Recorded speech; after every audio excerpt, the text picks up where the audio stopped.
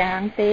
មីងសុំឲ្យមនុស្សដែលនៅស្រុកយើងដែលមានធនធានលក្រន់បាល់ឲ្យបើកភ្នែកមើលអ្នកក្រផងមនុស្សយើងកើតមកអត់មានអ្នកណាចង់ក្រទេដូច្នេះយើងដែលមានហើយយើងជួយចែករំលែកការពិសោធន៍របស់យើងផងណាយើងអើមើលគាត់ផងណាយើងគិតដល់គាត់ផងយើងកុំឃើញថាគាត់ក្រហើយយើងជិះជាន់ថែមទៀតទៅលើគាត់យើងត្រូវជួយគាត់រកមធ្យោបាយយ៉ាងម៉េចធ្វើឲ្យគាត់ចាកផុតពីការក្រីក្រ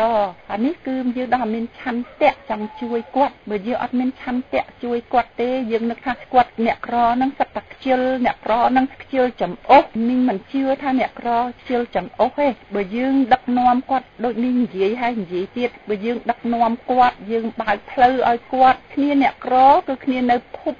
ងងឹតដូច្នេះក្មួយឯងគិតមើលបើយើងនៅភពងងឹតតែយើងអត់ដឹងថាពន្លឺហ្នឹងវាយ៉ាងម៉េចទេណាយើងដែលមានពន្លឺយើងជួយផ្ដល់ពន្លឺហ្នឹងទៅគាត់ផងណាអានេះគឺពាក្យចុងក្រោយដែលមានដាំទៅអ្នកដែលមានពន្លឺជួយយកពន្លឺហ្នឹងយកទៅចែករំលែកទៅគ្នាដែលល្ងឹតល្ងងដែលនៅក្នុងភាពខ្មៅងងឹតណាសូមឲ្យគាត់នៅអស់សង្ឃឹមជួយឲ្យគាត់មានសង្ឃឹមក្នុងជីវិតមនុស្សយើងតែយើងមានសង្ឃឹមនៅជីវិតហើយយើងស្រាវជ្រាវចេញពីភពងងឹតនឹងហើយ